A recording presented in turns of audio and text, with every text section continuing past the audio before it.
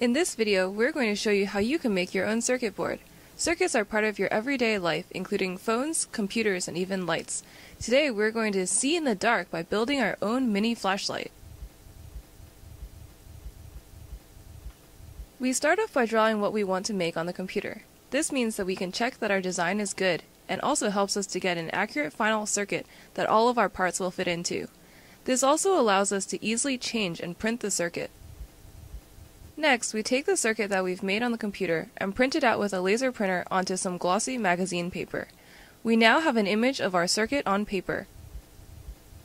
We take a board that's covered with a thin layer of copper called copper-clad, which you can buy online or at an electronics hobby store. This board will end up being our actual circuit. First, we cut it to the same size as our paper circuit. We score it on both sides with a utility knife, and then it snaps pretty easily.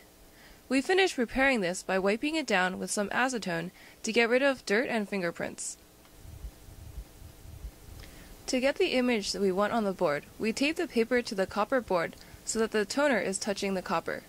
Then, we set a clothes iron to its highest temperature, and we press down on the board as hard as we can for about 5 minutes. When we heat the board with the paper circuit, the plastic in the toner will melt and stick to the copper. In the next step, we use this melted toner like a stencil to get rid of the copper that we don't want on our final board. To remove the paper from the copper, we dunk the entire board into water and wait a couple minutes. Then, we peel the paper right off the copper, leaving the toner against the copper. Sometimes the hot iron does not melt the entire circuit onto the copper, so we take a permanent marker and pencil in the parts that the iron missed. Now, we're going to etch the board. We're going to use a chemical called ferric chloride, which you can buy online or at an electronics hobby store. Ferric chloride removes the copper that isn't covered by the toner. It will react with metals, but it won't react with plastic. It will stain pretty much anything it touches bright yellow, so we've put down a plastic garbage bag and put on safety glasses to protect our eyes. The board needs to sit in the ferric chloride for 10 minutes or so, depending on how vigorously you stir it.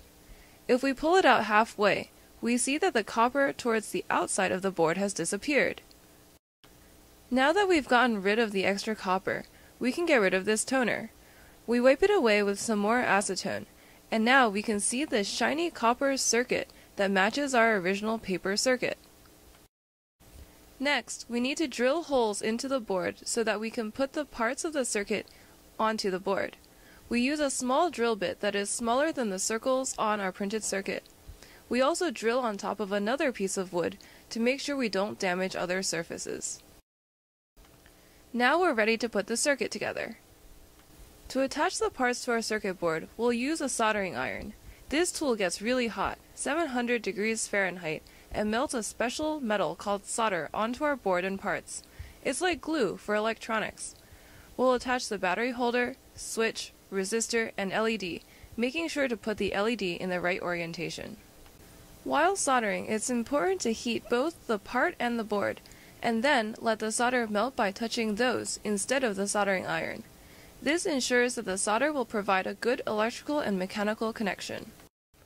Notice that we solder everything with wires on the same side as the copper, except for the battery holder, because the copper on the board actually connects to one side of the battery.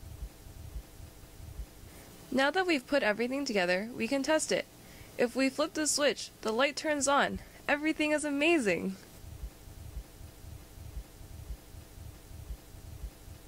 Finally, when you're cleaning up, please don't dump the ferric chloride straight down the drain.